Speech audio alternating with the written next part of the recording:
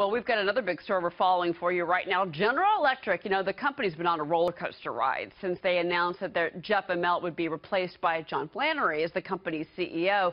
Now the activist investor, though, could be gunning for a seat on the industrial giant's board. Charlie Gasparino, Fox Business senior correspondent, live in the newsroom with some inside details. Hey, Charlie. Well, and Cheryl, this is the activist investor that a lot of people say, and we were first to report, that helped push Jeff Immelt out as the CEO of General Electric, the massive, I guess, industrial conglomerate, one of the great American companies out there. And here's what we know. Nelson Peltz, who owns less than 1%, something like 0.8% of the company's stock, that's still a lot of stock, puts him among the top 15 shareholders, is weighing a possible board seat on the GE board. And that, what we understand from sources close to Peltz, he may seek this board seat amid the turmoil at the company. Now, why is this important? Nelson Peltz is somebody that constructively engages companies. He tries to push them in directions that enhance shareholder values. And here's what now I'm projecting a little here. If Nelson Peltz does indeed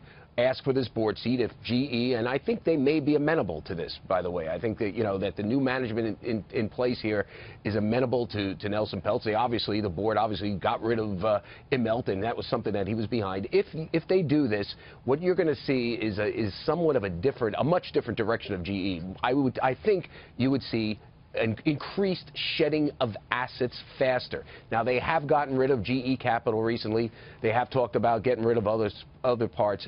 I think with Peltz in there, you're going to see a much more drastic, if this does happen, and it's an if. We should point out that that Trian, when we call them, the company that he runs, the activist hedge fund he runs, they would not deny this.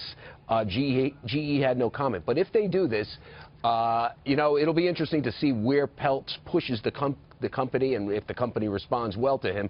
My guess is if they do put him on the board, if it's an amicable thing, sometimes it's not amicable, right? Nelson Peltz has launched proxy wars to try to get on the board. But if it is amicable, they would follow Nelson Peltz's plan for the future of the company. And I'll tell you, my gut is, based on talking with people, that would be a more radical downsizing and changing of GE, and that will be a pretty huge story because, as you know, this is one of the, it's one of the biggest companies in America right now. Yeah. Massive conglomerate, going through some interesting, tough times. Stock really hasn't moved in a long time, and people want it to move. And one way to make it move is to change the corporate direction, and Peltz has ideas on how to do that. Massive conglomerate for now, anyway. Charlie Gasparino, great story. Thank you, Charlie. Okay.